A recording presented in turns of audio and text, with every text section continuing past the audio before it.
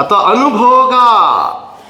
So there are 4 economic activities, namely first one production, then distribution or supply, exchange and consumption. 4 ಆರ್ಥಿಕ ಚಟುವಟಿಕೆಗಳು. ಹೇಳಿ ನೋಡೋಣ ಯಾವ್ಯಾವು? ಪೂರೈಕೆಯನ್ನು ಸಮಟೈಮ್ಸ್ ಏನಂತನೂ ಕೊಡಬಹುದು. Good. Supply or it is also called distribution. ಆರ್ಥಿಕ ಚಟುವಟಿಕೆಗಳು ಒಟ್ಟು ಎಷ್ಟು? ಪಕ್ಕಾನ ಕೇಳಿದ್ರೆ ಹೇಳ್ತೀರಿ? ಎಕ್ಸಾಮ್ನಲ್ಲಿ ಕೇಳಿದ್ರೆ ಹೇಳ್ತೀರಿ? ಹೇಳಿ ನೋಡೋಣ. ಗುಡ್. ಈಗ ಪ್ರಶ್ನೆ ಕೇಳ್ತೀನಂತೆ, ಆರ್ಥಿಕ ಚಟುವಟಿಕೆಗಳಲ್ಲಿ ಮೊದಲ ಚಟುವಟಿಕೆ ಯಾವುದು? Very good. ಆರ್ಥಿಕ ಚಟುವಟಿಕೆಯಲ್ಲಿ ಅಂತಿಮ ಚಟುವಟಿಕೆ ಯಾವುದು? ಇದೇ ಪ್ರಶ್ನೆ ಇಟ್ಟಿರ್ತಾನೆ PC-ಗೆ, ಆದ್ರೆ ಅಲ್ಲಿ ಆನ್ಸರ್ ಬರ್ತಿರಂಗಿಲ್ಲ. ಬಹಳ ಚಂದಿರ್ತವೆ, ಯಾವುದೋ ಅಂತ ಕೂತಿರ್ತಾನೆ ಅವ. ಹಿಂಗಿರತ್ತೆ. ಹಾಗಾದರೆ ಈಗ ನಮಗೆ ಈ ಆರ್ಥಿಕ ಚಟುವಟಿಕೆಗಳನ್ನು ನಡೆಸೋರು ಯಾರು? ನೋಡೋಣ. ಎಸ್, ಅವರಿಗೆ ಆರ್ಥಿಕ ಕಾರಕಗಳು ಅಂತ ಕರಿತೀವಿ. ರೆಡ್ ಬರೆದ್ರೆ ಏನು ಪ್ರಾಬ್ಲಮ್ ಇಲ್ಲಲ್ಲ? ಕಾಣಿಸೋದಿಲ್ಲ? ಕಾಣ್ತದೆ. ಆರ್ಥಿಕ ಕಾರಕಗಳು ಅಂದ್ರೆ economic agents. That's very very important. ಇವತ್ತಿನ ತನ್ನ ಪ್ರಶ್ನೆ ಕೇಳಿಲ್ಲ, ಇನ್ನು ಮೇಲೆ ಕೇಳ್ಬೋದಾ? ಕೇಳ್ಬೋದು. ಆರ್ಥಿಕ ಕಾರಕಗಳು, ಆರ್ಥಿಕ ಕಾರಕಗಳು, ರೈಟ್? ಹಾಗಾದ್ರೆ ಯಾರ್ಯಾರು ನಡೆಸ್ತಾರೆ? ಫಸ್ಟ್ ಒನ್ ಅಂದ್ರೆ ಇವರಿದ್ರೆ ಮಾತ್ರ ಚಟುವಟಿಕೆ ನಡೆಯುತ್ತೆ, ಇಲ್ಲ ಅಂದ್ರೆ ಇಲ್ಲ. ಅಂಥವ್ರು ಯಾರು? ಫಸ್ಟ್ ಒನ್ ಉತ್ಪಾದಕರು. ಫಸ್ಟ್ ಒನ್ ಯಾರು? ಉತ್ಪಾದಕರು. ಉತ್ಪಾದಕರಷ್ಟೇ ಇದ್ರೆ ಸಾಕಾಗಲ್ಲ. ನಂತರ ವಿತರಕರು. ಎಲ್ಲರೂ ಸೇರಿ ಅದಕ್ಕೆ ನಾವು ಏನನ್ಬೋದು? ಮಾರುಕಟ್ಟೆ. ಏನನ್ಬೋದು? ಮಾರುಕಟ್ಟೆ ಬೇಕಲ್ವಾ? ಎಸ್, ಎಲ್ಲರೂ ಅಲ್ಲೇ ಬಂದ್ಬಿಡ್ತಾರೆ, ಮಾರುಕಟ್ಟೆ ಒಳಗೆ ಬಂದ್ಬಿಡ್ತಾರೆ ಎಲ್ಲರೂ. ಮಾರುಕಟ್ಟೆ ಬೇಕು. ಅದನ್ನು ನಿಯಂತ್ರಣ ಮಾಡಲಿಕ್ಕೆ ಗುರುತಿರಲಿ ಸರ್ಕಾರ ಬೇಕು. ನಿಯಂತ್ರಣ ಮಾಡಲಿಕ್ಕೆ ಯಾರು ಬೇಕು? ನಿಯಂತ್ರಣ ಮಾಡಲಿಕ್ಕೆ ಸರ್ಕಾರ ಬೇಕು. ಬೇಕಾ? ಎಸ್. ಅವರಿಗೆ ಕೊಡುಕೊಳ್ಳಿಕೆ ಮಾಡಲಿಕ್ಕೆ ಅಥವಾ ಮಾರಿದ್ದ ದುಡ್ಡು ಬಂದಿದ್ದನ್ನು ಇಡ್ಲಿಕ್ಕೆ ಅವರಿಗೆ ಒಂದು ಬ್ಯಾಂಕ್ ಬೇಕು, ಹಣಕಾಸು ಸಂಸ್ಥೆ ಬೇಕು. ಅದನ್ನು ಎಲ್ಲಿ ತಗೊಳ್ತೀನಿ? ಇಲ್ಲಿ ಹಣಕಾಸು ಸಂಸ್ಥೆಗಳು. ಬಹಳ ಹೊಸ ಟಾಪಿಕ್ ಇದು, ಹಣಕಾಸು ಸಂಸ್ಥೆಗಳಂತೀವಿ. ಏನು? ಹಣಕಾಸು ಸಂಸ್ಥೆ ಅಥವಾ ಬ್ಯಾಂಕ್. ಬ್ಯಾಂಕು ಮಾಡೋಣ, ಬ್ಯಾಂಕ್ ಅಥವಾ ಬ್ಯಾಂಕು ಅಥವಾ ಬ್ಯಾಂಕ್. ಒಂದನೇದ್ದು ಉತ್ಪಾದಕರು, ಎರಡನೇದ್ದು ಮಾರುಕಟ್ಟೆ, ಹಣಕಾಸು ಸಂಸ್ಥೆ, ಬ್ಯಾಂಕ್. ಮೂರನೇದ್ದು ಸರಕಾರ ಅಥವಾ ಸರ್ಕಾರ, ಎರಡು ಒಂದೇ. ಮೂರನೇದಾಗಿ ಅಥವಾ ನಾಲ್ಕನೇದಾಗಿ ಅವರಿಲ್ಲ ಅಂದ್ರೆ ನಡೆಯಲ್ಲ. ಯಾರವರು? ಅನುಭೋಗಿ ಅಥವಾ ಹೇಳಿ ಗ್ರಾಹಕರು. ಗುಡ್, ಪರವಾಗಿಲ್ರಿ, ತುಂಬ ಚೆನ್ನಾಗಿ ಹೇಳ್ತೀರಿ. ಹೇಳಿ, ಯಾರು? ಅನುಭೋಗಿ.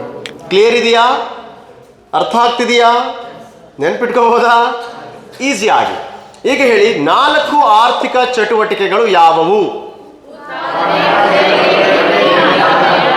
ಈ ಆರ್ಥಿಕ ಚಟುವಟಿಕೆಗಳನ್ನು ಯಾರು ನಿರ್ಧಾರ ಮಾಡ್ತಾರೆ ಅವರಿಗೆ ಆರ್ಥಿಕ ಕಾರಕರು ಅಥವಾ ಎಕನಾಮಿಕ್ ಏಜೆಂಟ್ಸ್ ಅಂತ ಕರಿತೀವಿ. ಅಂತಹ 4 ಜನ ಏಜೆಂಟ್ಸ್ ಯಾರ್ಯಾರು?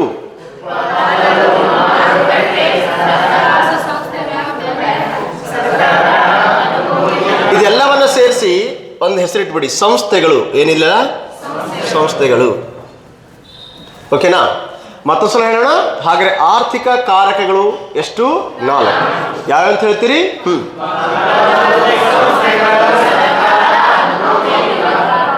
ಎಸ್. ಏನೆಲ್ಲ ನಡೆದ್ರು ಕಂಟ್ರೋಲ್ ಮಾಡೋದು ಯಾರಿಗಿರುತ್ತೆ? ಸರ್ಕಾರ. ಇನ್ನೊಂದು ಯಾರ ಕಡೆ ಇರುತ್ತೆ? ಮಾರುಕಟ್ಟೆ. ಉತ್ಪಾದನೆ ಮಾಡಬೇಕು ಬೇಡ ಅಂತ ಯಾರು ಯೋಚನೆ ಮಾಡ್ತಾರೆ? ಉತ್ಪಾದಕರು. ಅಲ್ಟಿಮೇಟ್ಲಿ ಇವ್ರು ಯಾರು ಏನು ಬೇಕಾದ್ರೂ ಮಾಡ್ಕೊಳ್ಳಿ, ಇವರೇ ಇಲ್ಲ ಅಂದರೆ ಎಕನಾಮಿನೇ ರನ್ ಆಗಲ್ಲ. ಗ್ರಾಹಕರು ಮತ್ತು ಅನುಭೋಗಿಗಳು. ನಾನು ನಿಮಗೆ ಈ ಎರಡರ ಮಧ್ಯೆ ಮತ್ತೆ ವ್ಯತ್ಯಾಸವನ್ನು ಹೇಳ್ಕೊಡ್ತೀನಿ. ಗ್ರಾಹಕ ಅಂದರೆ ಯಾರು? ಅನುಭೋಗಿ ಅಂದರೆ ಯಾರು? ಒಬ್ಬ ಕನ್ಸ್ಯೂಮರ್ ಮತ್ತೊಬ್ಬ ಕಸ್ಟಮರ್. ಓಕೆನಾ? ನೋಡಮ್ಮ, ಒಬ್ಬ ಗ್ರಾಹಕ, ನಂತರ ಅನುಭೋಗಿ. ಗೊತ್ತಿರತ್ತೆ, ಆದರೂ ತಿಳ್ಕೊಬೇಕು. ಚಿಕ್ಕ ಪ್ರಶ್ನೆಗಳಿಗೆ, ಪರೀಕ್ಷೆಗಳಿಗೆ ಇಂಥದ್ದೆಲ್ಲ ಕೇಳ್ತಿರ್ತಾನೆ. ಈಗ ಗ್ರಾಹಕ ಅಂದರೆ ಯಾರು? The person one who byes the goods and service. ಯಾರು ಸರಕು ಮತ್ತು ಸೇವೆಗಳನ್ನು ಖರೀದಿ ಮಾಡ್ತಾರೋ ಅವ್ರಿಗೆ ನಾವೇನಂತೀವಿ ಗ್ರಾಹಕ. ಯಾರು ಸರಕು ಸೇವೆಗಳನ್ನು ಅನುಭವಿಸ್ತಾರೋ ಅವರಿಗೆ ಅನುಭೋಗಿ. ಹೋಟ್ಲಿಗೆ ಹೋಗ್ತೀರಿ, ಹೋದ ತಕ್ಷಣಕ್ಕೆ ಅವ್ರು ಏನಂತಾರು, ಕಸ್ಟಮರ್ ಬಂದ್ರೆ ನೋಡಪ್ಪ ಅಂತಾರ. ಎಸ್, ನೀವು ಆರ್ಡರ್ ಮಾಡೋತನ ಅಷ್ಟೇ ಕಸ್ಟಮರ್. ಆರ್ಡರ್ ಮಾಡಿ ತಿನ್ಲಿಕ್ಕೆ ಶುರು ಮಾಡಿದ್ರೆ ಆಗ ಕನ್ಸ್ಯೂಮರ್ ಅಥವಾ ಅನುಭೋಗಿ. ಕ್ಲಾರಿಟಿ ಸಿಗ್ತಿದೆಯಾ? ಎಸ್. ಸೊ ಈಗ ಆರ್ಥಿಕ ಚಟುವಟಿಕೆಗಳು ಗೊತ್ತಾಯ್ತಾ, ಕಾರಕಗಳು ಗೊತ್ತಾಯ್ತಾ, ಅನುಭೋಗಿ ಅಂದ್ರೆ ಏನಂತ ಗೊತ್ತಾಯ್ತಾ, ಗ್ರಾಹಕ ಅಂದ್ರೆ ಏನಂತ ಗೊತ್ತಾಯ್ತಾ? ಎಸ್. ನೀವು ಫೋನ್ ತೆಗೆದುಕೊಂಡಾಗ ಏರ್ಟೆಲ್ ಗ್ರಾಹಕ ಸೇವೆಗೆ ಸ್ವಾಗತ ಹೇಳ್ತಾರ, ಸೇವೆ. ಥಿಯೇಟ್ರಿಗೆ ಹೋಗ್ತೀರಿ, ಒಂದು ಉದಾಹರಣೆ ಹೇಳ್ತೀನಿ. ಥಿಯೇಟ್ರಿಗೆ ಹೋಗಿ ಸಿನಿಮಾ ಥಿಯೇಟ್ರಲ್ಲಿ ಟಿಕೆಟ್ ತೆಗೆಸ್ತೀರಿ. ಯಾರು ಟಿಕೆಟ್ ತೆಗೆಸ್ತಾರೋ ಅವ ಮಾತ್ರ ಗ್ರಾಹಕ. ಅವನು ತಗೊಂಬಂದ ಟಿಕೆಟ್ ಹಿಡ್ಕೊಂಡು ಉಳಿದವರೆಲ್ಲರೂ ಪಿಕ್ಚರ್ ನೋಡ್ತಿರಲ್ಲ, ಎಲ್ಲರೂ ಅನುಭೋಗಿಗಳು. ಈಗ ಜೊಮ್ಯಾಟೊ ಒಳಗೆ ಹುಡುಗಿಯರು PG ಒಳಗೆ ಇರ್ತಾರು, ಪಾಪ ಏನೋ ಒಂದು ತರಿಸ್ಕೋತಾರು, ಆರ್ಡರ್ ಮಾಡಿ ತರಿಸ್ಕೊಂಡ ತಕ್ಷಣ ಇವರು ಗ್ರಾಹಕರು, ಒಬ್ಬರು ಗ್ರಾಹಕರು, ಯಾರು ಮಾಡಿರ್ತಾರೋ ಅವ್ರು ಗ್ರಾಹಕರು. ತಮ್ಮದೇ ನನಗೆ ಅರ್ಥ ಕೊಡು, ನಿನ್ಗೆ ಅರ್ಥ ಕೊಡು ಅಂತೆಲ್ಲ ಹಂಚ್ಕೊಂಡು ತಿಲಿಕ್ ಶುರು ಮಾಡ್ತಾರೆ, ನನಗಿಷ್ಟ ನಿನಗಿಷ್ಟನ ಕೊಡು. ಸೊ ಆಗಿರೆಲ್ಲ ಅನುಭೋಗಿ ಆಗ್ತಾರು ಅಲ್ವಾ? ಈಗ ಒಂದು ಪ್ರಶ್ನೆ ಕೇಳ್ತೀನಂತ ದಾಟ್ಬಿಡೋಣ. ಒಂದು ವಸ್ತುವಿಗೆ ಒಬ್ಬರೇ ಅನುಭೋಗಿ ಆಗ್ಬೋದೋ ಅಥವಾ ಅನೇಕ ಜನ ಅನುಭೋಗಿ ಆಗ್ಬೋದಾ? ಹುಡುಗರ ಕಡೆ ಬರ್ತೀನಿ. ಅವ್ರು ಒಬ್ಬರು ಪ್ಯಾಂಟ್ ತಂದರೆ 3 ಜನ 3 ದಿನ ಹಾಕ್ತಾರ. ಅವ್ರು ದೋಸ್ತ ಚಂದ ಅದ್ಲೆ, ಒಂದಿನ ನನಗೆ ಕೊಡ್ಲೆ, ನೀ ನನಗೆ ಕೊಡ್ಲೆ, ನಾವು ಚಪ್ಪಲ್ ತಂದ್ರು ಹಾಕೋರದಾರ ಅವ್ರು ಅಲ್ಲ. ನೋಡ್, ತಮ್ಮ ಗೊತ್ತದ. ಈಗ ಎರಡನೇ ಪ್ರಶ್ನೆ, ಗ್ರಾಹಕ ಅನುಭೋಗಿ ಆಗ್ಬೋದಾ? ಅನುಭೋಗಿ ಗ್ರಾಹಕನೂ ಆಗ್ಬೋದಾ? ಇಲ್ಲಿ ಎರಡೂ ಚಾನ್ಸಸ್ ಇದೆ. ಅನುಭೋಗಿ ಅಂದರೆ ಈಗ ನಾನು ತಿನ್ಲಿತ್ತೀನಿ ಅಥವಾ ನಾನು ಅದನ್ನು ಉಡ್ಲಿತ್ತೀನಿ ಅಥವಾ ಬಳಸ್ಲಿತ್ತೀನಿ ಅಂದರೆ ನಾನೇ ಕೊಂಡ್ಕೊಂಡಿರ್ಬೋದು ಅಥವಾ ನನಗೆ ಬೇರೆಯವರು ಕೊಡಿಸಿರ್ಬೋದು. ನನಗೆ ನಮ್ಮಪ್ಪ ತಂದು ಕೊಟ್ಟರೆ ನಾನು ಬರೀ ಅನುಭೋಗಿ. ನಾನೇ ಹೋಗಿ ತಗೊಂಬಂದು ತಿಂತಿದ್ದೀನಿ ಅಂದರೆ ನಾನು ಗ್ರಾಹಕನೂ ಹೌದು, ಅನುಭೋಗಿ ಹೌದು. ಇಷ್ಟು ಸೂಕ್ಷ್ಮ ಇರುತ್ತೆ. ಇದರ ಆಧಾರದ ಮೇಲೆ ಪ್ರಶ್ನೆ ಮಾಡಿರ್ತಾನು. ಎಕ್ಸಾಮ್ದೊಳಗಡೆಗೆ ಇಷ್ಟು ಬೇಸಿಕ್ಸ್ ಗೊತ್ತಿಲ್ಲದಿರೋ ಕಾರಣಕ್ಕೆ ದೊಡ್ಡ ದೊಡ್ಡ ಪ್ರಶ್ನೆಗಳು ಹೋಗ್ಬಿಡ್ತಾವೆ. ದೊಡ್ಡ ಪ್ರಶ್ನೆಗಳು ಚಿಕ್ಕ ಇಂಥ ಅರ್ಥಗಳಿಂದ ದೂರ ಆಗ್ಬಿಡ್ತಾವೆ. ಇವು ಪರಿಕಲ್ಪನೆಗಳು, ಇವು ಅರ್ಥ ಆಗಿರ್ಬೇಕು ಮೊದಲು. ಬೇಸಿಕ್ಸ್ ಅಂಡರ್ಸ್ಟ್ಯಾಂಡ್ ಆಗ್ತಿದೆಯಾ? ಎಸ್. ಮುಂದಕ್ಕೆ ದಾಟೋಣ. ಹಾಗಿದ್ರೆ ನಾವು ಮಾತಾಡ್ತಿದ್ದೀವಿ ಉತ್ಪಾದನೆಯಂತೆ, ವಿತರಣೆಯಂತೆ, ಅನುಭೋಗ ಅಂತೆ, ಇನ್ಯಾರೋ ಅದನ್ನು ನಿರ್ಧಾರ ಮಾಡ್ತಾರಂತೆ, ಯಾರೋ ಬಳಸ್ತಾರಂತೆ. ಇದೆಲ್ಲ ಆಗಬೇಕಂದ್ರೆ ಸರಕು ಮತ್ತು ಸೇವೆಗಳ ಬೇಕು. ಈ ಸರಕು ಮತ್ತು ಸೇವೆಗಳನ್ನು ಉತ್ಪಾದನೆ ಮಾಡಬೇಕಂದ್ರೆ, ನಿಮ್ಮ ದೈನಂದಿನ ಚಟುವಟಿಕೆಗಳನ್ನು ಎಲ್ಲ ರೀತಿಯಿಂದ ಪೂರೈಸಬೇಕಂದ್ರೆ ನಮಗೆ ಉತ್ಪಾದನೆ ಮಾಡಲಿಕ್ಕೆ 4 ಏನು ಬೇಕಾಗತ್ತೆ? ವೆರಿ ಗುಡ್, ಉತ್ಪಾದನಾಂಗಗಳು. ಎಷ್ಟು ಬಾರಿ ಪರೀಕ್ಷೆಗಳಲ್ಲಿ ಕ್ವಶನ್ ಕೇಳಿದ್ದಾರೆ ಲೆಕ್ಕ ಇಲ್ಲ. ಉತ್ಪಾದನಾಂಗಗಳು ಸರಕು ಮತ್ತು ಸೇವೆಗಳನ್ನು ಉತ್ಪಾದನೆ ಮಾಡಲು ಬೇಕಾಗುವಂತಹ ಮೂಲ ಅಥವಾ ಆಧಾರ ಅಂಗಗಳಿಗೆ ನಾವು ಉತ್ಪಾದನಾಂಗಗಳು ಅಂತ ಕರಿತೀವಿ. ಸರಕು ಮತ್ತು ಸೇವೆಗಳನ್ನು ಉತ್ಪಾದಿಸಲು ಈಗೇನು ಹೇಳ್ತಿನಲ್ಲ ಪಾಠ, ಈ ಪಾಠದ ಆ್ಯಸ್ ಇಟ್ ಈಸ್ ಏನು ಹೇಳ್ತೀನಿಲ್ಲ, ಒಂದು ಪಾಯಿಂಟ್ ಮಿಸ್ ಆಗದಿರೋ ಹಾಗೆ ಅಷ್ಟು ನೋಟ್ಸ್ ಕೊಡ್ತೀನಿ. ಇವತ್ತು ಸಂಜೆನೇ ಅಪ್ಲೋಡ್ ಮಾಡಿಬಿಡ್ತಾರೆ. ಹಾಗೆ ಏನು ಬರೀತಿದ್ದೀರ ಅದನ್ನು ಬಿಡ್ಲಿಕ್ಕೆ ಹೋಗ್ಬೇಡಿ, ಸುಮ್ಮ ಹಾಗೆ ಗೀಚ್ಕೊರಿ. ಆ್ಯಸ್ ಇಟ್ ಈಸ್ ಹೆಂಗಿದೆ ಹಾಗೆ ಕೊಡ್ತೀನಿ ಅಪ್ ಟು KS ಲೆವೆಲ್ ತನಕ, ಓಕೆನಾ? ಕೆಲವರಿಗೆ ಮುಖದಾಗ ಹಿಂಗೆ ಕಾಣುತ್ತೆ, ಎಲ್ಲ ಬರ್ಕೊಂಡು ಹಾಗೆ ಹೊಂಟ್ಬಿಟ್ಟಾರೋ ಅಂತ. ನಾ ಮೊದಲೇ ಹೇಳೀನಿ, ನಿಂತರೆ ನ್ಯಾಯ ಒದಗಿಸ್ಬೇಕು, ಇಲ್ಲಾಂದರೆ ನಿಂದಿರಬಾರ್ದು. ಅರ್ಥ ಆಯ್ತಾ? ಗುಡ್. ಅದಕ್ಕೆ ನಾನು ಅವಾಗಿಂದ ಹೇಳ್ತೀನಿ, ಚಂದ ಕೇಳಬೇಕು, ನನ್ನ ಜೊತೆಗೆ ರಿಪೀಟ್ ಮಾಡಬೇಕು, ಹೇಳ್ತಾ ಹೋಗ್ತಿರ್ಬೇಕು. ಒಂದು ಸಲ ನೋಡಿದ್ರೆ ಸಾಕು. ನಾನು ಮತ್ತೆ ಹೇಳ್ತೀನಿ, 8 ದಿನ ಆದಮೇಲೆ ಎಕ್ಸಾಮ್ ಮುಗ್ದಿರ್ತದೆ, ಅವತ್ತು ನೆನೆಸ್ಕೋರಿ ಅಷ್ಟೇ, ಏನು ಮಾಡಬೇಡಿ, ಸರಿನಾ? ಹಾಂ, ಅದಕ್ಕಾಗಿ PC ಎಕ್ಸಾಮಿಗೆ ಅಂತ ಹೇಳತ್ತೀನಿ ನಾನು. ಅರ್ಥ ಆಗ್ತಿದೆ ಅಂತ ಅಂದ್ಕೊಂಡಿರ್ತೀನಿ. ಚೂರು ತಿಳಿತಿದೆಯಾ? ಗುಡ್. ಕನ್ನಡ ಬಂದರೆ ತಿಳಿತದು, ಬರ್ತದಲ್ಲ? Good, very good. ಶಾಣೆ, ಎಷ್ಟು ಶಾಣೆ ಅಂತೀನಿ ನಾನು. ಓಕೆ, ಈಗ ಸರಕು ಸೇವೆ ಉತ್ಪಾದನೆ ಮಾಡ್ಬೇಕಂದ್ರೆ ತಂಗಿ ಏನು ಬೇಕವ? ಉತ್ಪಾದನಾಂಗಗಳು. Very good, ಉತ್ಪಾದನಾಂಗಗಳು. ಅವು ಇಲ್ಲಂದ್ರೆ ಆಗಲ್ಲೇನ್ರಿ? ಆಗಲ್ಲ, ಅವು ಬೇಕೇ ಬೇಕು. ಸರಿ, ಹಾಗಿದ್ರೆ ಉತ್ಪಾದನಾಂಗಗಳು ಒಟ್ಟು ಎಷ್ಟಿವೆ? 4. ಗುಡ್. ಮೊದಲಿಗೆ ನೋಡೋಣ. ಭೂಮಿ, ಲ್ಯಾಂಡ್ ಅಂತಾರೆ ಕನ್ನಡದಲ್ಲಿ, ಭೂಮಿ. 2 ಶ್ರಮ, ದುಡಿಯೋರು ಬೇಕಲ್ಲ, ಶ್ರಮ. 3ನೇದ್ದು ಅದಕ್ಕೆ ತಂದು ಹಾಕ್ಲಿಕ್ಕೆ ಬೇಕಲ್ಲ, ದುಡ್ಡು ಬೇಕಲ್ಲ, ಸುಮ್ಮನೆ ಚಟುವಟಿಕೆ ನಡೆಯಲ್ಲ, ಬಂಡವಾಳ. ಇದನ್ನೆಲ್ಲ ತಂದು ಹಾಕಿ ಮಾಡೋರೊಬ್ರು ಇರ್ತಾರಲ್ಲ. ಹೇಳ. ಸಂಘಟನೆ. Very good. ಹೇಳಿ. Land, labour, capital, organisation. ಭೂಮಿ, ಶ್ರಮ, ಬಂಡವಾಳ, ಸಂಘಟನೆ. ಈಗ ಒಂದು ಚಿಕ್ಕ ಉದಾಹರಣೆ ಕೊಟ್ಬಿಡ್ತೀನಿ ಅಂತ. ನಿಮ್ಮ ಜಮೀನಿದೆ, ಜಮೀನನ್ನು ನಾವೀಗ ಭೂಮಿ ಅಂತ ಅನ್ಕೊಳ್ಳೋಣ. ಅಲ್ಲಿ ನಿಮ್ಮ ಜಮೀನೊಳಗಡೆಗೆ ಬಿತ್ತನೆ ಮಾಡಲಿಕ್ಕೆ, ಕಟಾವು ಮಾಡಲಿಕ್ಕೆ, ರಾಶಿ ಮಾಡಲಿಕ್ಕೆ, ಕೊನೆಗೆ ಹೋಗಿ APMCಗೋ ಮತ್ತೊಂದು ಅಂಗಡಿಗೆ ಹಾಕಲಿಕ್ಕೆ ಹಮಾಲಿ ಬೇಕು. ಅಲ್ಲಿ ತನಕ ಕೆಲಸಗಾರ ಬೇಕು. ಅದಕ್ಕೇನಂತೀರಿ? ಲೇಬರ್, ಶ್ರಮ. ಭೂಮಿಗೆ ಬೀಜ ಗೊಬ್ಬರ ತಂದು ಹಾಕಲಿಕ್ಕೆ, ಇಲ್ಲಿ ಕೂಲಿಗಳಿಗೆ ಅಥವಾ ಕಾರ್ಮಿಕರಿಗೆ ದುಡ್ಡು ಕೊಡಲಿಕ್ಕೆ ಏನು ಬೇಕು? ದುಡ್ಡು, ಬಂಡವಾಳ. ಇದನ್ನೆಲ್ಲ ತಂದು ಹಾಕಿ ಮಾಡೋರು ಯಾರು? ಸಂಘಟಕರು. ಹೊಲದ ಮಾಲೀಕ, ರೈತ. ಅರ್ಥ ಆಗ್ತಿದೆಯಾ? ಕರೆಕ್ಟ್ ಇದೆಯಾ? ಎಸ್. ಈಗ ಭೂಮಿ ಇದೆ, ನಿಮ್ಮ ಸ್ವಂತ ಜಮೀನಿದ್ರೆ ಓಕೆ, ಸ್ವಂತ ಇದ್ರೂ ತೆಗಿಬೇಕು, ಇಲ್ಲ ಅಂದ್ರೂ ತೆಗಿಬೇಕು. ರೈತ ಮಾಡೋ ಅತಿ ದೊಡ್ಡ ತಪ್ಪದು. ಈಗ ಬಿಲ್ಡಿಂಗನ್ನು ಭೂಮಿ ಅಂತ ಕನ್ಸಿಡರ್ ಮಾಡ್ತೀನಿ, ಮಾಡೋಣ. ನಂತರ ನಾವೆಲ್ಲರೂ ಬಂದು ಟೀಚಿಂಗ್, ನಾನ್ ಟೀಚಿಂಗ್ ಸ್ಟಾಫ್ ದುಡಿತೀವಿ, ಶ್ರಮ. ಇದನ್ನು ಸಂಘಟನೆ ಮಾಡಲಿಕ್ಕೆ ನೋಡಿ, ಇದನ್ನೆಲ್ಲ ನಡೆಯಂಗೆ ಮಾಡಲಿಕ್ಕೆ ಇದನ್ನೆಲ್ಲ ತಂದು ಹಾಕ್ಬೇಕು. ಡೆಸ್ಕೋ, ಅದು ಇದು ಎಲ್ಲ ಸೇರಿ. ಇಲ್ಲಿ ನೋಡಿ, ಬೋರ್ಡ್ ಇದೇನು ಸಾಮಾನ್ಯ ಅಲ್ಲ. ಹಾಂ, ಏನವಿ ಲಕ್ಷ ಲಕ್ಷ ರೂಪಾಯಿ ಇದಕ್ಕೆ ದುಡ್ಡ ಸುಮ್ಮನೆ ಬರ್ತದ? ನೋಡಿ, ಹಿಂಗೆ ಬರೋದು, ಹಿಂಗೆ ಅಳಗಿಸ್ಬೋದು ಇದನ್ನು.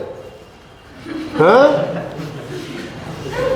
ಇದಕ್ಕೆ ಲಕ್ಷ ರೂಪಾಯಿ ದುಡ್ಡು ಅದವ ಅಲ್ವಾ? ನನಗೂ ದುಡ್ಡು ಕೊಡ್ತಾರಲ್ಲ, ನಾನು ದುಡಿತೀನಿ. ಯಾಕಂದ್ರೆ ನಿಂತು ಗಂಟ್ಲರಿಂಗ್ ಒದರಿ ಹೋಗ್ತೀನಿ. ಯಾಕೆ ನೀವು ಅದನ್ನು ಕಲಿತೀರಿ, ನೀವು ಕಲ್ತೇನೋ ಪಡಿತೀರಿ, ನೀವು ದುಡ್ಡು ಕೊಡ್ತೀರಿ. ಹಾಗಾಗಿ ನಾನು ಶ್ರಮ ಪಡ್ತೀನಿ, ನನಗೂ ದುಡ್ಡು ಬರ್ತದಲ್ಲ. ಇಲ್ಲಿ ಉಳಿದರಿಗೆ ಕೊಡ್ತಾರಲ್ಲ, ಇವ್ರಿಗೆ ದುಡ್ಡು ಬೇಕು, ಇನ್ಸ್ಟಿಟ್ಯೂಟಿಗೆ ಬಾಡಿಗೆ ಕಟ್ಟಬೇಕು. ಇದನ್ನೆಲ್ಲ ತಂದು ಹಾಕಲಿಕ್ಕೆ ಎಷ್ಟು ಕಷ್ಟ, ಅಷ್ಟು ದುಡ್ಡು ತರಬೇಕು. ಒಂದು ಬೋರ್ಡಿಗಿದೆ, 1.5 ಲಕ್ಷ ತನಕ ಖರ್ಚಾಗುತ್ತೆ. ಕ್ಯಾಮ್ರದ್ದು ಬೇರೆ, ಯಾವುದೊಂದು ಕ್ಯಾಮ್ರಾ ತಂದಿದ್ರೆ 50,000 60,000 ಧಾರವಾಡದಾಗಿದ್ದಾಗ ನೋಡಿದೆ. ಅಷ್ಟು ದುಡ್ಡು ಕೊಟ್ಟು ಕ್ಯಾಮ್ರಾ ಬಂಡವಾಳ ಹಾಕ್ತಾರೆ. ಯಾರು ಮಾಡ್ತಾರೆಲ್ಲ? ಸಂಘಟಕರು. ಕರೆಕ್ಟಾ? ಅಂದರೆ ನಿಮಗಿಲ್ಲಿ ಸೇವೆ ಒದಗಿಸ್ಬೇಕಂದ್ರೆ ಇಷ್ಟೆಲ್ಲ ಮಾಡಬೇಕು. ಬರೀ ಸುಖ ಸುಮ್ಮನೆ ಬಂದು ಕುಂತೆಲ್ಲ ಆಗಲ್ಲ. ಅರ್ಥ ಆಗ್ತಿದೆಯಾ? ಎಸ್. ಒಂದು ಮಾತು ಹೇಳಿ ಚಂದ ಕೇಳಿಸ್ಕೊತೀರಿ. ದೇವರು ಎಲ್ಲಿದ್ದಾನೆ ಅಂತ ಕೇಳಿದ್ರೆ ದೇವರು ಎಲ್ಲ ಕಡೆ ಇದ್ದಾನೆ ಅಂತ ಹೇಳ್ತೀವಿ. ಕರೆಕ್ಟಾ? ಹೋನ್ಬೇಕು, ಸುಮ್ಮನೆ ಹೋನ್ಬೇಕು. ಗುಡ್. ಆದ್ರೆ ಗುಡಿಗೆ ಯಾಕೆ ಹೋಗ್ಬೇಕ? ಗುಡ್ಯಾಗ ಕಲ್ಲೈತೆ, ಅದಕ್ಕೆ ಹೋಗ್ಬೇಕ? ದೇವ್ರು ಎಲ್ಲ ಕಡೆ ಅದಾರಲ್ಲಪ್ಪ, ಮತ್ತು ಗುಡಿಗೆ ಯಾಕೆ ಹೋಗ್ಬೇಕು?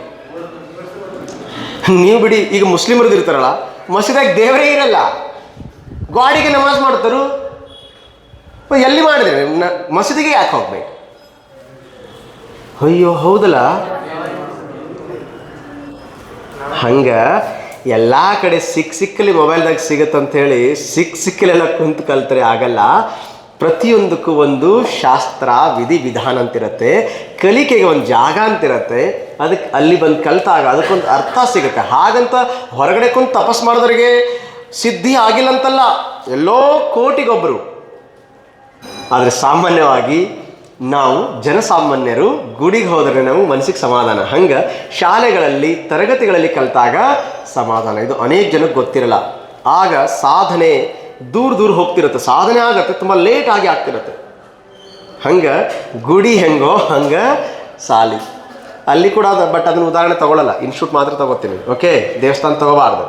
ಮೊದಲ ರಾಮ ಮಂದಿರ ಕಳುವಾಗಿದೆ. ಓಕೆ, ಮತ್ತೆಲ್ಲ ಗುಡಿ ತೊಗೋಬಾರ್ದು. ತಿಳಿತಾ?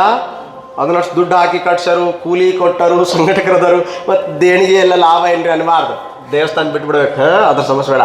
ಈಗ ಗೊತ್ತಾಯ್ತಾ? ಯಾಕೆ ಇಲ್ಲೇ ಬಂದು ಕಲಿಬೇಕಂದ್ರೆ ಇಲ್ಲಿ ಕೂತಾಗ ಒಂದು ಫೀಲ್ ಇರತ್ತೆ, ಮುಂದ್ಗಡೆ ಕೇಳಿದಾಗ ಒಂದು ಫೀಲ್ ಇರತ್ತೆ. ಕರೆಕ್ಟಾ? ಎಸ್. ಆ ಕಾರಣಕ್ಕೆ ಗುಡಿಗೆ ಹೋದ ತಕ್ಷಣ ದೇವ್ರು ಕೊಡಲ್ಲ ಏನೋ, ಆದರೂ ಹೋಗೋದು ಸಮಾಧಾನ ಏನೋ. ಹಂಗೆ ಸಮಾಧಾನ ಜೀವನದೊಳಗೆ. ಅದಕ್ಕೆ ಹಿಂದಿನ ಕಾಲದಿಂದನೂ ಮಹತ್ವ ಇತ್ತು. ಈಗೆಲ್ಲ ಹೈಬ್ರಿಡ್, ವರ್ಚುವಲ್ ಆಗ್ಬಿಟ್ಟವು. ಶಾಂತಿ ಸಮಾಧಾನ ಸಿಗ್ತದವ ಇಲ್ಲಿ? ಸಿಗ್ತದಲ್ಲ? ಗುಡ್. ಹಾಗಿದ್ರೆ ಸರಕು ಸೇವೆ ಉತ್ಪಾದನೆ ಮಾಡಬೇಕಂದ್ರೆ ಕಡ್ಡಾಯವಾಗಿ ನಮಗೆ ಎಷ್ಟು ಅಂಗಗಳು ಬೇಕು? ಅವುಗಳನ್ನ ಏನಂತ ಕರಿತೀರಿ? ಹೇಳಿ, ಏನಂತೀರಿ? ಉತ್ಪಾದನಾಂಗಗಳು. ಹಾಗಾದರೆ ಪ್ರತಿ ಉತ್ಪಾದನಾಂಗಗಳಿಗೆ ನಾವು ಒಂದೊಂದು ಏನು ಕೊಡಬೇಕಾಗತ್ತೆ? ಔಟ್ಕಮ್, ಪ್ರತಿಫಲ. ಈಗ ಬಿಲ್ಡಿಂಗ್ದವರಿಗೆ ನಾವು ಏನು ಕೊಡಬೇಕು? ರೆಂಟ್. ಹಾ, ಬಾಡಿಗೆ. ಅದಕ್ಕೆ ನಾವು ಗೇಣಿ ಅನ್ಬೇಕು. ಗೇಣಿ ಏನು ಹೇಳಿ? ಇಂಗ್ಲೀಷ್ನೊಳಗೆ ರೆಂಟೆ, ಕನ್ನಡದಲ್ಲಿ ಗೇಣಿ. ಬಾಡಿಗೆ ಅಂತ ಅನ್ನಕ್ಕೆ ಬರಲ್ಲ, ಅದಕ್ಕೆ ನಾವು ಗೇಣಿ ಅಂತ ಬರಿತೀವಿ. ಕೊಡ್ಬೇಕಾ? ಬೇರೆಯವ್ರ ಜಮೀನು ಮಾಡಿದ್ರೆ ಅವ್ರಿಗೆ ನೀವು ಪಾಲ್ ಕೊಡ್ತೀರಿ? ಇಲ್ಲಿ ಬಿಲ್ಡಿಂಗ್ ಕೊಡ್ತೀರಿ, ರೆಂಟ್ ಕೊಡ್ತೀರಿ. ಕೆಲಸ ಮಾಡೋರಿಗೆ ಕಮಾನ್ ಕೂಲಿ, ವೇಜಸ್ ಅಂತೀವಿ. ಸಂಬಳ ಅನ್ನೋಂಗಿಲ್ಲ, ವೇಜಸ್. ಯಾರ ಕಡೆಯಿಂದ ಇಷ್ಟೆಲ್ಲ ತಂದು ಮಾಡಬೇಕಂದ್ರೆ ಒಮ್ಮಿಂದ ಮೇಲೆ ಹಣ ಸಿಗಲ್ಲ. ಬ್ಯಾಂಕ್ದಿಂದ ನಾವು ಸಾಲ ತಗೊಬರ್ತೀವಿ, ಏನೋ ಮಾಡ್ತೀವಿ. ಅವ್ರಿಗೆ ನಾವು ಏನು ಕಟ್ಟಬೇಕಾಗತ್ತೆ? ಕಮಾನ್ ಬಡ್ಡಿ. ಇದನ್ನೆಲ್ಲ ಮಾಡಿದ ಮೇಲೆ ಒಂದಷ್ಟು ಅವರಿಗೂ ಸಿಗಬೇಕಲ್ಲ. ಇಷ್ಟೆಲ್ಲ ಕಷ್ಟಪಟ್ಟು ಇಷ್ಟೆಲ್ಲ ಮಾಡಿದ್ಮೇಲೆ ಹಾಂ, ವೆರಿ ಗುಡ್ ಶಾಣಿ ನೋಡವ, ಶಾಣಿ, ಲಾಭ. ಇಷ್ಟು ದಿನ ಅವುಗಳನ್ನು ಕೇಳ್ಯಾರ, ಇನ್ಮೇಲೆ ಇವನು ಕೇಳ್ಬೋದಾ? ಕೇಳ್ಬೋದು. ಹೇಳಿ, ಉತ್ಪಾದನಾಂಗಳೆಷ್ಟು, ಪ್ರತಿಫಲಗಳೆಷ್ಟು? ಮತ್ತೆ ಒಂದೊಂದಕ್ಕೊಂದು ಇರಲೇಬೇಕಲ್ಲ. ಹೇಳಿ, ಭೂಮಿಗೆ ಏನು ಕೊಡ್ತೀರಿ?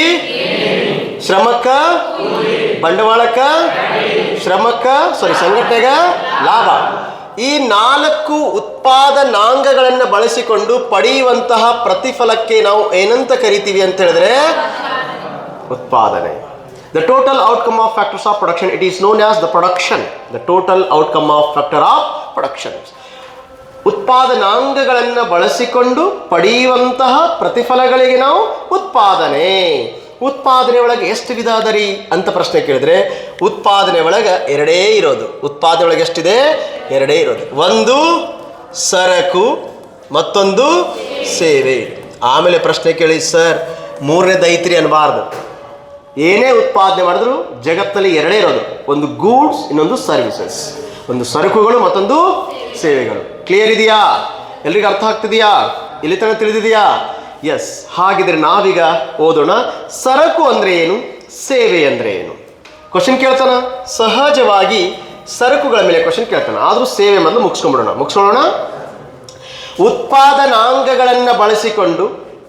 ಉತ್ಪಾದನಾಂಗಗಳನ್ನು ಬಳಸಿಕೊಂಡು ಆರ್ಥಿಕ ಚಟುವಟಿಕೆಗಳ ಮೂಲಕ ಪಡೆಯುವಂತಹ ಅಗೋಚರ ಪ್ರತಿಫಲಗಳಿಗೆ ಸೇವೆ ಎನ್ನುವರು. ಚಿಂತೆ ಮಾಡಬೇಡ್ರಿ, ಡೆಫಿನೇಷನ್ ಬರ್ಕೋಬೇಡ್ರಿ. ಇಂದು ಕೇಳಿಲ್ಲ, ಮುಂದೆ ಕೇಳಲ್ಲ, ಇನ್ಯಾವತ್ತೂ ಕೇಳಲ್ಲ, ಹಿಂದೆ ಅಂತೂ ಕೇಳಿಲ್ಲ. ಯಾಕ್ರಿ ಅಂದರೆ ಅದು MA PhD ಮಾಡೋರು ಬರೀತಾರೆ ಅದನ್ನೆಲ್ಲ. ಸರಕು ಅಂದ್ರೇನು? ಬೆಂಚ್ ಸರಕು, ಚೇರ್ ಸರಕು, ಪೆನ್ ಸರಕು. ಕಾಮರ್ಸ್ ಓದೋರಿಗೆ ಗೊತ್ತಿರೋದಿಲ್ಲ ಡೆಫಿನೇಷನ್, ಇನ್ನು ಉಳಿದೋರಿಗೆ ಕಷ್ಟ. ಇಷ್ಟು ದೊಡ್ಡ ಡೆಫಿನೇಷನ್ ಹೇಳ್ತಾರ, ಬಟ್ ಚಾನ್ಸ್ ಇಲ್ಲ. ಈ ಸೇಮ್ ಡೆಫಿನೇಷನ್ ಇರಲ್ಲ. ಉತ್ಪಾದನಾಂಗಗಳನ್ನು ಬಳಸಿಕೊಂಡು ಆರ್ಥಿಕ ಚಟುವಟಿಕೆಗಳ ಮೂಲಕ ಪಡೆಯುವಂಥ ಅಗೋಚರ ಪ್ರತಿಫಲಗಳಿಗೆ ಸೇವೆ ಅಂತ ಕರಿತೀವಿ. ಇಷ್ಟೆಲ್ಲ ಬೇಡ, ಸಿಂಪಲ್ ಹೇಳಬೇಕು. ಏನು? ಅಗೋಚರ ಪ್ರತಿಫಲಗಳಿಗೆ ಸೇವೆ, ಗೋಚರ ಪ್ರತಿಫಲಗಳಿಗೆ ಸರಕು. Visible outcome of factors of production. Visible outcome ಆದ್ರೆ ಅದಕ್ಕೆ ಏನಂತೀರಿ? ಸರಕು. Okay. And invisible or non visible outcome of factors of production, it is known as the services. ಇಲ್ಲಿ ಉತ್ಪಾದನಾಂಗಗಳನ್ನು ಬಳಸಿಕೊಂಡು ಪಡೆದಂತಹ ಗೋಚರ ಪ್ರತಿಫಲಗಳು. ಏನು ಹೇಳಿ? ಗೋಚರ ಪ್ರತಿಫಲಗಳು. ಗೋಚರ ಅದಕ್ಕೇನಂತೀರಿ? ಸರಕು. ಅಗೋಚರ ಪ್ರತಿಫಲಗಳಿಗೆ ಕ್ಲಿಯರ್. ಈಗ ನೋಡೋಣ, ಮೊದಲು ಸೇವೆ ಮುಗಿಸ್ಕೊಂಡ್ಬಿಡೋಣ, ಬಹಳ ಚಿಕ್ಕದಿರೋದ್ರಿಂದ. ಆಮೇಲೆ ಸರಕಿಗೆ ಬರ್ತೀನಿ. ಸೇವೆಗಳಲ್ಲಿ ಎರಡು ವಿಧ. ಅದರಲ್ಲಿ ಹೆಣ್ಮಕ್ಳ ಸೇವೆ, ಮತ್ತೊಂದು ಗಂಡು ಮಕ್ಕಳ ಸೇವೆ. ಅವ್ರಂತಾರೆ, ಸರ್ ನಮ್ಮನ್ನು ಬಿಡೋದಿಲ್ಲ ಅಂತಾರೆ ಅವ್ರು. ನಾನು ಮಾಡಿಲ್ಲವ, ಸಿದ್ದರಾಮಯ್ಯ ಮಾಡಿರೋದು. ಹೆಣ್ಮಕ್ಳ ಕಡೆ ಸೇವೆ ಅಂದರೆ ಉಚಿತ ಸೇವೆ. ಯಾಕಂದರೆ ನಿಮ್ದು ಆಧಾರ್ ಕಾರ್ಡ್ ಯೂಸ್ ಆಗ್ತದೆ. ನನ್ನ ಆಧಾರ್ ಕಾರ್ಡಲ್ಲಿ ಇದ್ರಾಗ ಕೊಟ್ಟು ತಗೊಳ್ಳಿಲ್ಲ, ಯಾಕಂದರೆ ಆಧಾರ್ ಕಾರ್ಡ್ ಮಾಡಿಸಿ ಐ ಥಿಂಕ್ ಇಟ್ ವಾಸ್ 2013 ಅಲ್ಲ, ಯಾವಾಗ ಸ್ಟಾರ್ಟ್ ಆದಾಗ 8-9 ಆ ಆಧಾರ್ ಕಾರ್ಡ್ ಆ ಫೋಟೋ ನೋಡಿದ್ರೆ ಯಾರಿವ ಅನ್ಬೇಕ. ಇವತ್ತು 2026, ಇದು 8-9 ಇದು ಬರಾಬರಿ 8-9. It was 2008-9 starting. ಇದ್ರಾಗ ಏನು ಗೊತ್ತಿಲ್ಲ, ಅಡ್ರೆಸ್ ಎಲ್ಲ ಚೇಂಜ್ ಆಗಿದೆ. ಆ್ಯಕ್ಚುಲಿ ನಾನೇನು ಮಾಡಿಸಿಲ್ಲ, ಬಿಕಾಸ್ ಆವಾಗ ನಮ್ಮದು ಇಂಟರ್ವ್ಯೂ ಟೈಮ್ದಲ್ಲಿ ಈವನ್ ಕೇಸ್ ಇಂಟರ್ವ್ಯೂದೊಳಗೂ ಆಧಾರ್ ಕಾರ್ಡ್ ಕೇಳಲಿಲ್ಲ, ಹಾಗಾಗಿ ಅವಶ್ಯಕತೆ ಬೀಳಲಿಲ್ಲ. ಬಟ್ ನಿಮ್ಗೆ ಆಧಾರ್ ಕಾರ್ಡ್ ಯೂಸ್ ಐತವ. ಜನ ಕೇಳ್ತಿದ್ರು, ಆಧಾರ್ ಕಾರ್ಡ್ ತೊಗೊಂಡು ಏನು ಮಾಡೋದು? ಹೆಣ್ಮಕ್ಳಿಗೆ ಕೇಳಿ, ಗಂಡು ಮಕ್ಕಳಿಗೆ ಒಟ್ಟು ಕೇಳಬೇಡಿ ಪಾಪ. ಇದನ್ನು ತಾರತಮ್ಯ ಅಂತಾರೆ. ಇರಲಿ, ಜೋಕ್ ಮಾಡ್ಲಿತ್ತೀನಿ. ಇದು ಜೋಕ್ ಅಪಾರ್ಟ್. ಸೇವೆಗಳನ್ನು ಹಣ ಕೊಡದೆ ಪಡೆದುಕೊಳ್ಳುವುದೇ ಉಚಿತ ಸೇವೆ. ಈಗ ಒಬ್ಬ ಟೀಚರ್ ತನ್ನ ಮಗನಿಗೆ ತಾನು ಸ್ವಂತ ಹೇಳಿಕೊಟ್ರೆ ಉಚಿತ ಸೇವೆ, ಅದೇ ಬೇರೆಯವರಿಗೆ ಹೇಳಿಕೊಟ್ರೆ ಪಾವತಿಸಿದ ಸೇವೆ. ಟ್ಯೂಷನ್. ಸಂಗೀತ ಟೀಚರ್ ತನ್ನ ಮಗನಿಗೆ ಇತರೆ ಮಕ್ಕಳ ಜೊತೆಗೆ ಸೇರಿಸ್ಕೊಂಡು ಹೇಳ್ತಾನು, ಫ್ರೀ ಸರ್ವಿಸ್ ತನ್ನ ಮಗನಿಗೆ. ಉಳಿದವರು ತಿಂಗಳ ಪೇಮೆಂಟ್ ಕೊಡ್ತಾರ. ಎಸ್. ಸೊ ಒಂದು ಉಚಿತ ಸೇವೆ, ಮತ್ತೊಂದು ಪಾವತಿಸಿದ ಸೇವೆ. ಇದರಲ್ಲಿ ಒಂದನ್ನು ಆಗಾಗ ಸೆಂಟ್ರಲ್ ಎಕ್ಸಾಮ್ಸ್ಗಳಲ್ಲಿ ಕೇಳಿದರೆ ನಿಮಗೂ ಕೇಳ್ಬೋದು. ಭಾರತದಲ್ಲಿ ಗೃಹಿಣಿಯರು ಮಾಡುವಂತಹ ಕೆಲಸ. ಗೃಹಿಣಿಯರಂದ್ರೆ ಹೋಮ್ ಮೇಕರ್. ಹುಷಾರಾಗಿರ್ಬೇಕು, ಅವರಿಗೆ ಹೋಮ್ ಮೇಕರ್ ಅನ್ಬೇಕು, ಹೌಸ್ ವೈಫ್ ಅಲ್ಲ. ಬ್ರಿಟಿಷರ ಕಾಲದೊಳಗೆ ಬ್ರಿಟಿಷ್ ಆಫೀಸರ್ಗಳ ಮನೆಗಳಲ್ಲಿ ಕೆಲಸ ಮಾಡ್ತಕ್ಕಂಥ ಹೆಣ್ಮಕ್ಳುಗಳಿಗೆ, ಭಾರತೀಯ ಹೆಣ್ಮಕ್ಳುಗಳಿಗೆ ಹೌಸ್ ವೈಫ್ ಅಂತಿದ್ರು. ದುರಾದೃಷ್ಟ ಇವತ್ತಿನ ಗಂಡ್ಮಕ್ಳು ತಮ್ಮ ಹೆಂಡ್ತಿರಿಗೂ ಕೂಡ ಹೌಸ್ ವೈಫ್ ಇದಾರ್ರಿ ಅಂತಾರೆ. ಹೌಸ್ ವೈಫ್ ಅಂದರೆ ಮಂದಿ ಮನೆಗೆ ಕೆಲಸ ಮಾಡಕ್ಕೆ ಹೋಗೋ ಹೆಣ್ಮಗಳ. ತಮ್ಮ, ನಾಳೆ ನಿಮ್ಮ ಹೆಂಡತಿ ಮದುವೆ ಆದ್ಮೇಲೆ ಹೆಂಡತಿ ಬರ್ತಾಳು, ಪರಿಚಯ ಮಾಡ್ಕೊಡುವಾಗ ಏನು ಮಾಡ್ತಾಳೆ ಅಂತ ಹೇಳಿದ್ರೆ ನೀವು ಹೇಳ್ಬೇಕು ಹೋಮ್ ಮೇಕರ್ ಅನ್ಬೇಕು, ನಮ್ಮ ಮನ್ಯಾಕಿ ಅನ್ಬೇಕು, ಮನೆಯವ್ರಿ ಅನ್ಬೇಕು. Home maker, what is mean? Home maker ಮನೆಯವರು, ಮನೆ ದೇವರಲ್ಲ, ಹೋಮ್ ಮೇಕರ್. ಇದನ್ನು ಯಾಕೆ ಹೇಳಿ ನಿಮಗೆ ನಗಿಸ್ಲತ್ತೀನಿ ಅಂದರೆ, ಇವರು ಮಾಡೋ ಕೆಲಸವನ್ನು ನಾವು ಸೇವೆ ಅಂತ ಕನ್ಸಿಡರ್ ಮಾಡಲ್ಲ. ತುಂಬ ಸಲ ಕೇಳಿದ್ದಾರೆ ಕ್ವಶನ್. ಈ ಕೆಳಗಿನವುಗಳಲ್ಲಿ ಯಾವುದು ಭಾರತದಲ್ಲಿ ಸೇವೆಗಳಲ್ಲಿ ಪರಿಗಣನೆಗೆ ಬರುವುದಿಲ್ಲ? ಗೃಹಿಣಿಯರು ಮಾಡುವ ಕೆಲಸ. ಅಗೇನ್ ವಾಪಸ್ ಕೇಳ್ಬೋದು. ರೀಸೆಂಟ್ ಆಗಿ ಸುಪ್ರೀಂ ಕೋರ್ಟ್ ಹೇಳಿದೆ, ಹೆಂಡತಿಗೆ ದುಡಿಯೋ ಗಂಡ್ಮಕ್ಕಳು ಮಿನಿಮಮ್ ಅವರ ಸ್ಯಾಲರಿಯ 30% ಸಂಬಳ ಕೊಡಲೇಬೇಕು. Very recent verdict from the supreme court of India. 30% minimum ಕೊಡ್ಬೇಕಂತ ಹೇಳಿದೆ supreme court. Last month supreme court ತೀರ್ಪೇನು, ದುಡಿಯೋ ಗಂಡ್ಮಕ್ಳು ಮತ್ತು ಖಾಲಿ ಕಟ್ಟಿ ಕುಂತ ಬಿಡ ಹೆಂಡತಿ ಬಂದ ಕರಿತದ ನಡೆ ಎಲ್ಲ ಹೋಯ್ತು ಆ ಕಡೆ ಅಂತಿರ್ತಾನೆ. ಇವ ಇಲ್ಲಿ ಕುಂತ ಮಗ ದೊಡ್ಡ ಜಗತ್ತು ಉದ್ಧಾರ ಮಾಡ್ತಿರ್ತಾನೆ. ಇಲ್ಲಿ ಅವ ಎಲ್ಲಿಂದ ಕೊಡ್ತಾನೋ ಅವನಿಗಲ್ಲ. ದುಡಿಯುವ ಗಂಡ್ಮಕ್ಳು ಅವರಿಗೆ ಇಲ್ಲಿ ಏನಪ್ಪ ಅಂದರೆ ತಮ್ಮ ಸಂಬಳದಿಂದ ಕೊಡ್ಬೇಕಂತ ಹೇಳಿದೆ. ಬಟ್ ಕೊಡೋದು ಬಿಡೋದು ಅವ್ರಿಗೆ ಬಿಟ್ಟು ವಿಚಾರ. ಅರ್ಥ ಆಗ್ತಿದೆಯಾ? ಎಸ್. ಇದನ್ನು ಕ್ವಶನ್ ಕೇಳಿದ್ದಾರೆ. ಗೃಹಿಣಿಯರು ಮಾಡುವ ಕೆಲಸ ಸೇವೆಗಳಲ್ಲಿ ಸೇರೋದಿಲ್ಲ. ಸೇವೆಗಳ ಬಗ್ಗೆ ಸ್ವಲ್ಪ ಗೊತ್ತಾಯ್ತಾ? ಓಕೆ. ಈಗ ನಾನು ನಿಮಗೆ ಇನ್ನೊಂದು ಡೆಫಿನಿಷನ್ ಹೇಳ್ತೀನಿ ಸೇವೆಗಳು ಹೇಳುವಾಗ. ಸೇವೆ ಅಂತ ತುಂಬ ಬಾರಿ ಕ್ವಶನ್ ಕೇಳಿದ್ದಾನೆ. ಲಾಸ್ಟ್ PC ಎಕ್ಸಾಮಿಗೆ ಕ್ಷೌರಿಕ ಕ್ವಶನ್ ಕೇಳಿದ್ದಾರೆ, ಧೋಬಿ ಕ್ವಶನ್ ಕೇಳಿದ್ದಾರೆ, ನೇಕಾರ್ ಬಗ್ಗೆ ಕೇಳಿದ್ದಾರೆ, ಮೋಚಿ ಬಗ್ಗೆ ಕೇಳಿದ್ದಾರೆ. ಇವರಲ್ಲಿ ಯಾರು ಸೇವಾ ವೃತ್ತಿ ಅಥವಾ ಸೇವೆಗಳಲ್ಲಿ ಒಳಪಡುವುದಿಲ್ಲ ಅಂತ ಕ್ವಶನ್ ಕೇಳ್ತಾನೆ.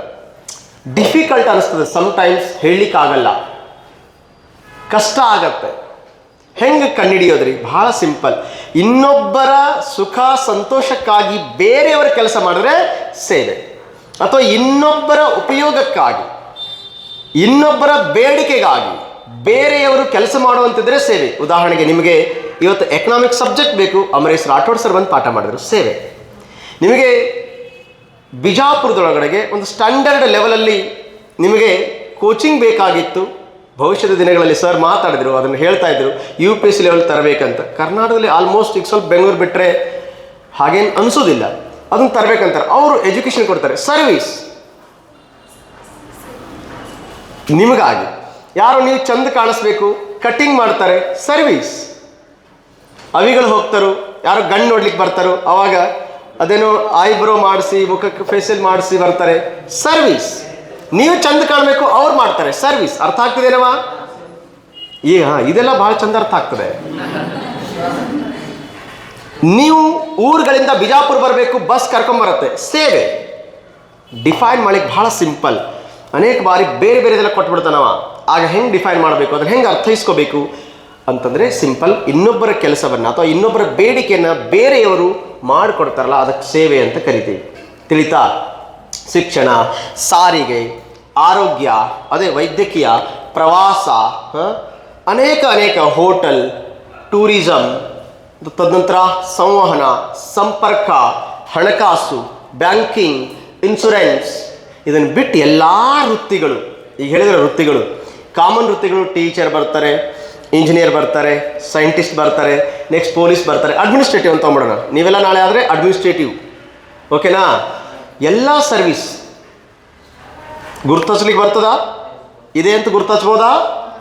ಬೇರೆಯವರಿಗಾಗಿ ಅಥವಾ ಬೇರೆಯವರ ಬೇಡಿಕೆಗೆ ಅನುಗುಣವಾಗಿ ಕೆಲಸ ಮಾಡೋದನ್ನು ಸರ್ವೀಸ್ ಅಂತ ಕರಿತೀವಿ. ಕ್ಲಿಯರ್? ಓಕೆ, ಇದನ್ನು ತೆಗಿಬೋದಾ? ಎಲ್ಲಿಗೆ ಹೋಗೋಣ? ಸರಕು.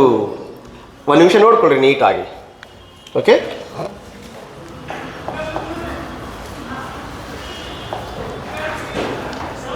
ಒಂದು ನಿಮಿಷ ನೋಡ್ಕೊರಿ, ಪಟಾಪಟ್ಟನ್ನು ನೋಡ್ಕೊರಿ.